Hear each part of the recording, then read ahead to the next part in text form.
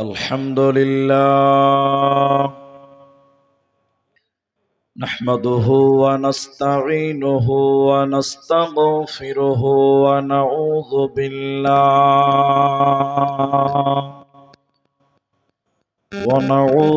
بالله من شرور أنفسنا ومن سيئات أعمالنا من يهده الله فلا مضل له ومن يضلله فلا هادي له وأشهد أن لا إله إلا الله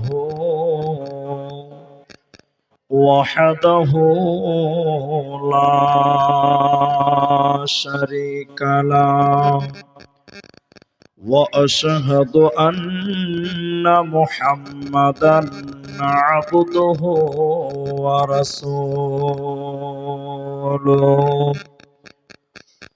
أما بعد فإن أصدق الحديث كتاب الله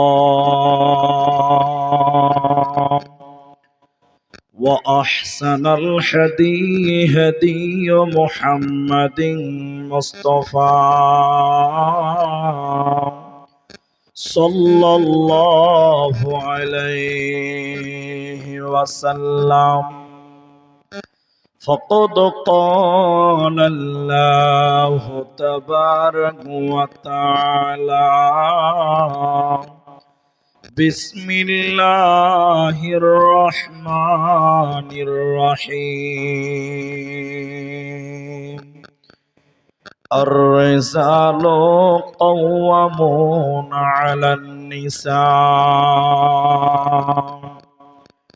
بسم الله الرحمن الرحيم قل هو الله أحد الله الصمد لم يلد ولم يولد ولم يكن له كفوا أحد وقال النبي صلى الله عليه وسلم رجل ذكر الله خاليا ففازته عينه أو كما قال عليه الصلاة والسلام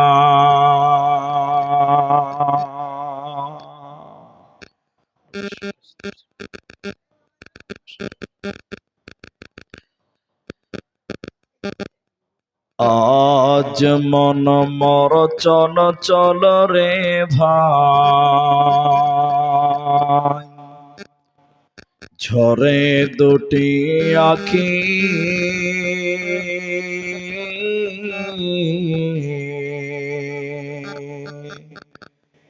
এ বোঝাইলে বুঝিস না মন তুই কোন জঙ্গলের পাখি রে আজ মন মর চল চল রে আজ মন মর চল চল রে ভাই ঝরে দুটি আখি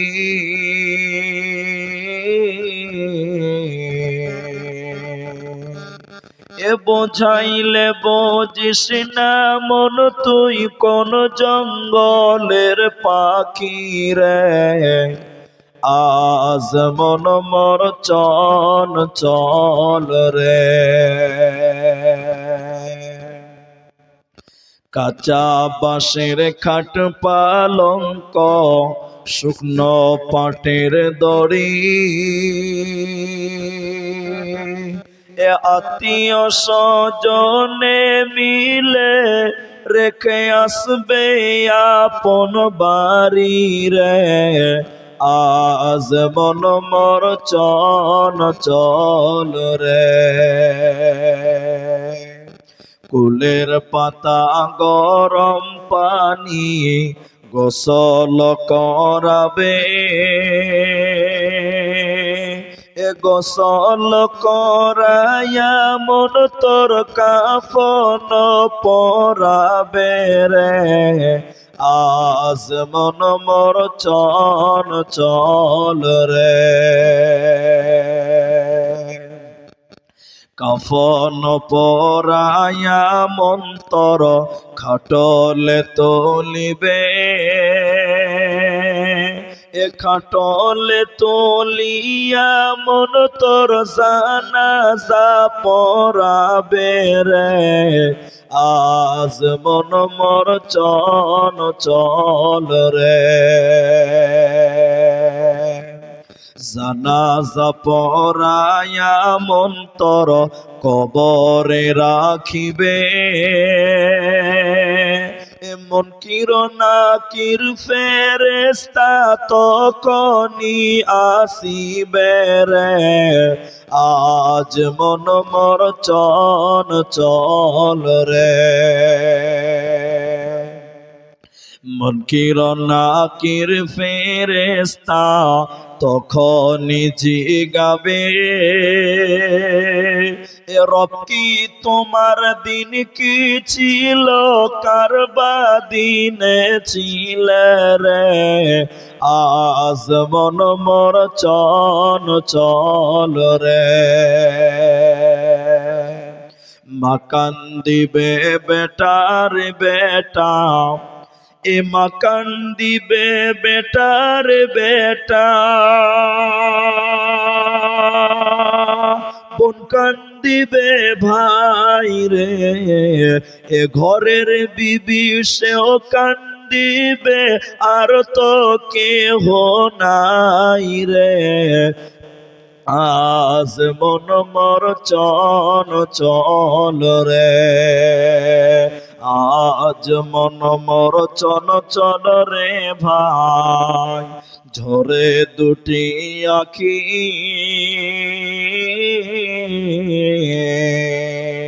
এ বোঝাইলে বুঝিস না মন তুই কোন জঙ্গলের পাখি রে। আজ মন মোর চঞ্চল রে।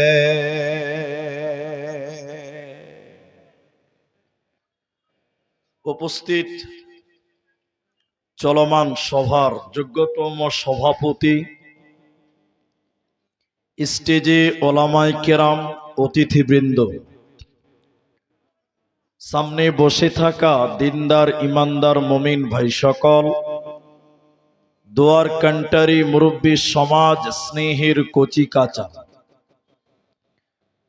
পর্দার অন্তরালে বসে থাকা অবলা সরলা মা ও বোনেরা, প্রাণ প্রিয় কালনা, কুমারগঞ্জ, দক্ষিণ দিনাজপুরবাসী,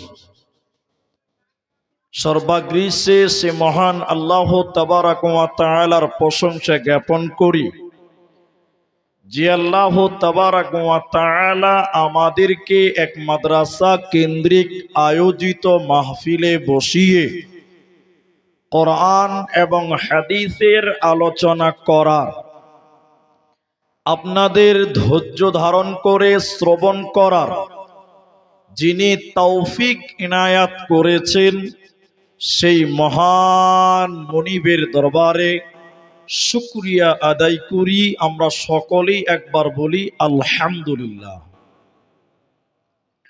দরুদ ও সালাম বর্ষিত হোক সরকারে কায়নাত তাজদারে মাদানী নবী কুল শিরোমণি ইমামুল আম্বিয়া, নবী মক্কি, নবী মাদানী, নবী আহমদ, নবী মুহাম্মদুর রাসূলুল্লাহ, সবাই বলুন সাল্লাল্লাহু আলাইহি ওয়াসাল্লাম। মহতারাম ভাইও, বুজুর্গ, দোস্ত, আমি কোরআনুল কারীম দুই জায়গা থেকে দুটি আয়াতের টুকরো পাঠ করেছি এবং হাদিসে নববী থেকে একটি মাত্র হাদিসের টুকরো পাঠ করেছি। উল্লেখিত আয়াত এবং হাদিসকে কেন্দ্রবিন্দুর মধ্যে রেখে এক বিষয় কেন্দ্রিক বক্তব্য রাখবো, যদি আল্লাহ তৌফিক দেন তো। আলাইহি তাওয়াক্কালতু ওয়া ইলাইহি উনীব। মহতারাম ভাইও বুজুর্গ দোস্ত, আপনারা যারা শ্রোতা হিসাবে এসেছেন, আপনাদেরকে বিনীত অনুরোধ করব যে আমি আপনাদেরকে কিছু কথা জিজ্ঞাসা করব, আপনারা মুখ খুলে উত্তর দিবেন। একবার বলুন ইনশাআল্লাহ, মাশাআল্লাহ। কারণ আপনারা যদি জবান খুলেন, মুখ খুলেন, তাহলে আমাকে বুঝাতে সুবিধা হবে আর আপনার বুঝতে সুবিধা হবে। অনেক জায়গার মানুষ কি করে, মুখ খুলতে চায় না। তারা মনে মনে ভাবে হুজুর বলবে না আপনি, আমরা কেন বলবো। এরকম অনেক জায়গাতে আছে। কিন্তু দুজনাকেই সহযোগিতা করতে হবে। আমাদের যেগুলো ভিডিও দেখছেন সোশ্যাল মিডিয়াতে, বাংলাদেশের বক্তব্যগুলো দেখছেন, আমাদের বক্তা বলে অর্ধেক, শ্রোতা বলে অর্ধেক। তাহলে আপনাকে ঘুম আসবে না, কোনো অসুবিধা হবে না। অন্য দিনের তুলনায় আজকে ঠান্ডাও কম, এই জন্য আরেকবার বলুন আলহামদুলিল্লাহ। আমি আপনাদের সামনে যে বিষয়টি নিয়ে বক্তব্য রাখবো, সেই বিষয়টির নাম হলো নারী এবং পুরুষ। তবে মায়েদের ব্যাপারে বেশি বলবো, কেন যে আপনারা বাপজি ভাইরা যারা আছেন, আপনারা আপনার পরিবারের মেয়েদেরকে আমার কথার উপরে ওসিয়ত করতে পারবেন। তাহলে আপনিও কামিয়াব হবেন, আপনার পরিবারের স্ত্রী কন্যা তারাও আল্লাহর জান্নাতি হবেন। বলুন সুবহানাল্লাহ। এজন্য বেশিরভাগ কথাগুলোই নারীদেরকে বলবো আর আপনাদের অল্প বলবো, যেহেতু আমার মায়েরা বোনেরা দিন শিখতে পারে না, তারা জানতেও পারে না। আল্লাহ কোরআনুল কারীমে নারীকে নারীর মতন সম্মান দিয়েছেন, পুরুষকে পুরুষদের মতন সম্মান আল্লাহ দিয়েছেন। কিন্তু এখন পৃথিবীতে অনেক লোক তারা দাবি করে যে নারী এবং পুরুষের সমান অধিকার দিতে হবে। একটু সবাই মুখ খুলে বলুন, আমি ঠিক বললাম না? নাই দাবি করে না ভাই? করে। কিন্তু নারী এবং পুরুষের সমান অধিকার, নারী পুরুষের সমান অধিকার, এটা আল্লাহও বলেননি, নবীও বলেননি। কিন্তু মানুষ বলছে। 5টা মিনিট ধৈর্য ধরেন, আমি মূল বক্তব্য বলবো। যদি নারী পুরুষকে সমান অধিকার দেওয়া হতো, তাহলে নারীরা লোড নিতে পারত না। আমি ঠিক বললাম না? নাই। আপনাদের এই গ্রামে আসতে একটা মোড় পেয়েছি সামনে, ওখান থেকে ডাইরেক্ট ঢুকে গেল। ওখানে কয়েকটা সিভিক পুলিশকে দেখলাম। আপনারা একটু মুখ খুলে বলেন, রাস্তায় রাতের বেলায় সিভিক ভলেন্টিয়ার ডিউটি করে কি করে না? করে। কিন্তু কোনদিন দেখেছেন রাত 1টার সময় একটা মেয়ে পুলিশ একাই ডিউটি করছে? এটা দেখেছেন? সবাই বলুন না। যেখানে রাতের বেলায় মেয়ে পুলিশ দেখবেন, ওখানেই দেখবেন পেছনে আবার 2টা খালু দাঁড়িয়ে আছে। আমি ঠিক বললাম না? নাই বলেন কেন বলুন তো?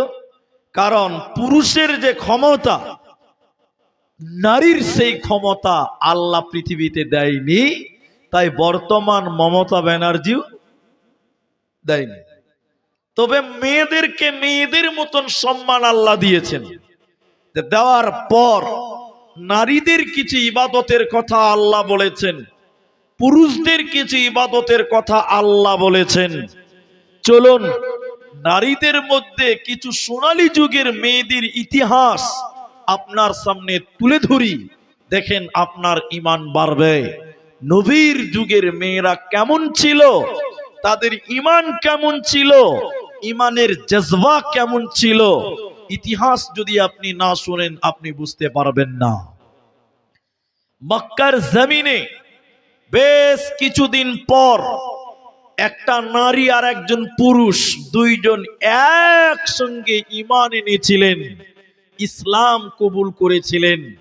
নারীর নাম হযরতে বিবি সুমাইয়া রাদিয়াল্লাহু তাআলা আনহা, আর পুরুষটির নাম হযরতে ইয়াসির রাদিয়াল্লাহু তাআলা আনহু। এরা যখন ঈমান আনলেন, আবু জেহেলের লোকেরা আবু জেহেলকে দিয়ে বলল, নেতা, আর নবীর কলেমার দাওয়াত, ঈমানের দাওয়াত তুমি বন্ধ করতে পারবে না। আবু জেহেল বলল, কেন? বলে, তুমি জানো না এখন মক্কার জমিনে চাকর চাকরানীরা আল্লাহর উপরে ঈমান আনছে, তুমি জানো না? আবু জাহাল বলল, না, এটা মেনে নেওয়া যাবে না, ঈমানের দাওয়াতকে রুখতে হবে, বন্ধ করতে হবে। আবু জাহাল সহ্য করতে না পেরে পুরো এলাকার মানুষদেরকে এলান করে দিল, প্রচার করে দিল, অমুক দিন অমুক টাইমে অমুক জায়গায় তোমরা পৌঁছে যাবে, এলাকার কেউ যেন বাদ না যায়। শত শত মানুষ একটা ময়দানে জমা হয়ে গেল, সবাইকে একত্রিত করা হলো। আবু জাহাল ওর ভিতরে হযরতে বিবি সুমাইয়া রাদিয়াল্লাহু তাআলা আনহাকে ওই মানুষদের ভিতরে তাকে ডেকে নিল। শত শত মানুষের ভিতরে আবু জাহাল বিবি সুমাইয়া রাদিয়াল্লাহু তাআলা আনহাকে বলল, বল সুমাইয়া রে, তুমি আল্লাহর উপরে ঈমান এনেছ, ঈমান ছেড়ে দিবা কি দিবা না? আল্লাহর উপরে তুমি ঈমান এনেছ, ঈমান তুমি ছেড়ে দিবে কি দেবে না, তুমি বলো। বিবি সুমাইয়া কেমন ঈমান এনেছিলেন ভাইয়েরা মায়েরা, তিনি বললেন, না, আমার জীবন চলে যেতে পারে কিন্তু আমি আমার আল্লাহ ছাড়ব না। আবু জাহাল বারবার সুমাইয়াকে বলল, সুমাইয়া, ঈমান ছেড়ে দিবে কি দিবে না তুমি বলো। কিন্তু সুমাইয়া বলেন, জি না, আমার জীবন চলে গেলেও আমি ঈমান ছাড়ব না।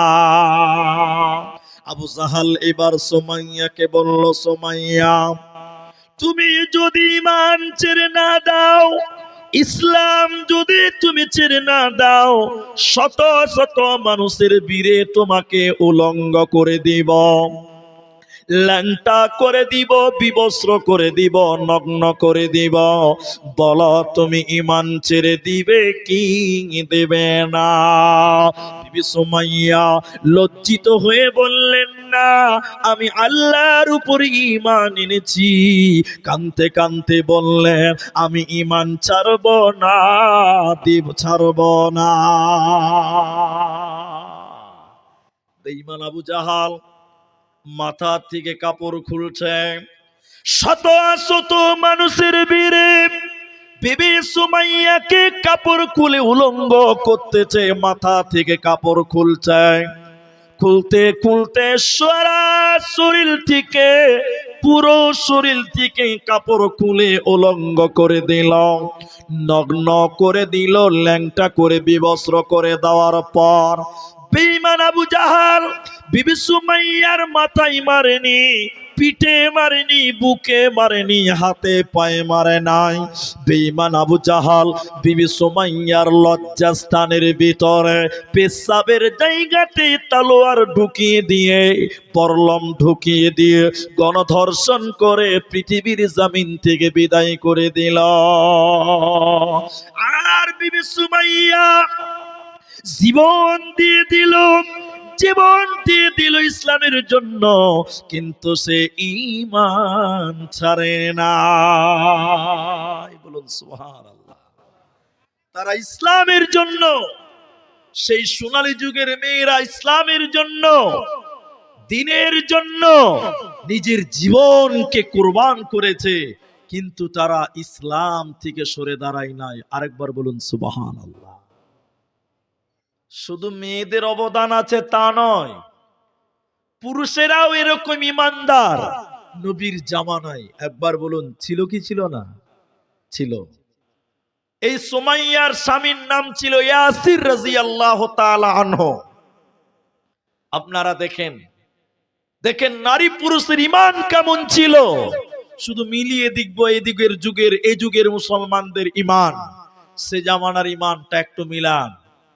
হযরতে ইয়াসির ওখানে দাঁড়িয়ে আছে, বিবি শহীদ হয়ে গেল, বিবি শহীদ হয়ে গেল।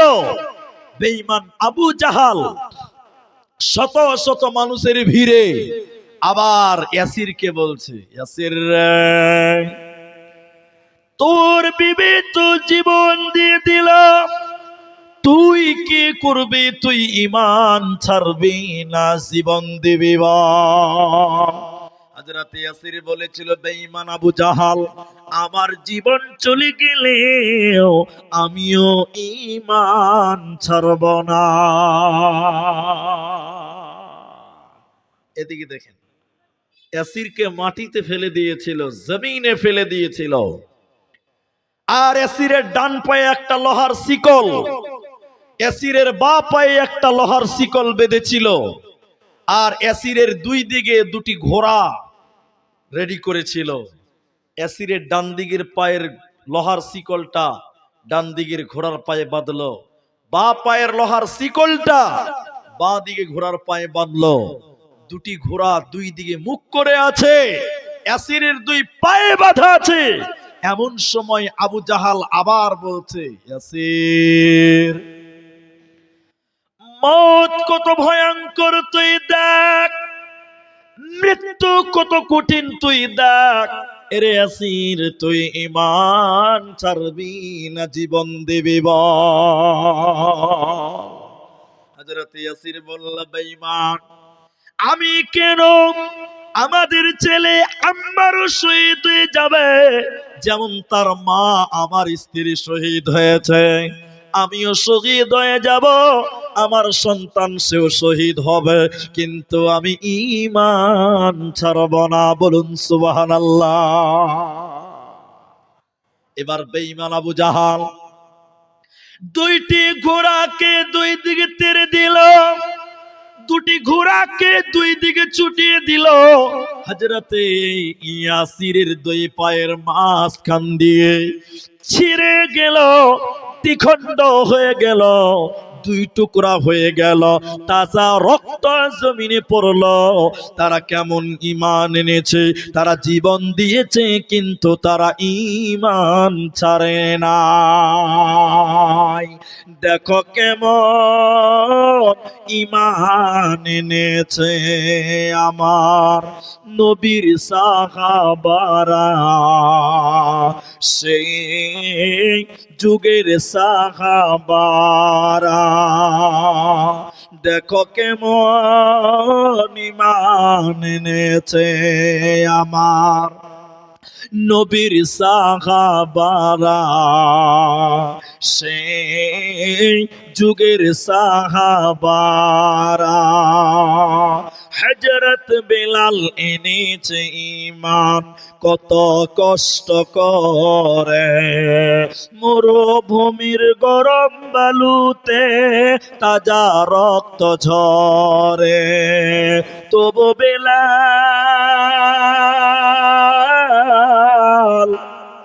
তবু বেলাল ছাড়িনি ঈমান, পড়ে লা ইলাহা ইল্লাল্লাহ।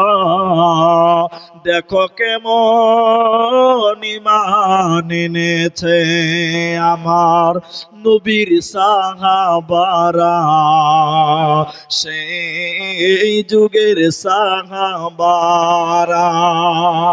হযরত খাব্বাব এনেছে ঈমান কত কষ্ট করে, কাফিররা পাথর মেরে বুকে আঘাত করে, পেছন দিকে, পেছন দিকে তাকালে পরে দেখা যায় বুকের সিনা, দেখো কেমন ঈমান এনেছে আমার নবীর সাহাবারা, সেই যুগের সাহাবারা, নবীর সাহাবারা, সেই যুগের সাহাবারা। তাহলে আমরা যারা নারী পুরুষ আছি 2025 সালে, আমাদেরকেও ওই রকম ঈমান রাখতে হবে। রাখবো বলুন ইনশাআল্লাহ। একটু সবাই বলুন ইনশাআল্লাহ। মাশাআল্লাহ। এবার ঈমানদার আমরা হয়ে গেলাম, একটা একটা করে ধাপে ধাপে আগাবো। এবার চলেন, ঈমানদার নারীদের কিছু আমল আল্লাহ কোরআনে বর্ণনা করেছেন। একটু হ্যাঁ না বলেন ভাই, ঠিক বললাম না? দেখেন, ঈমানদার নারীদের গুণ, ঈমানদার নারীরা কেমন হতে হবে।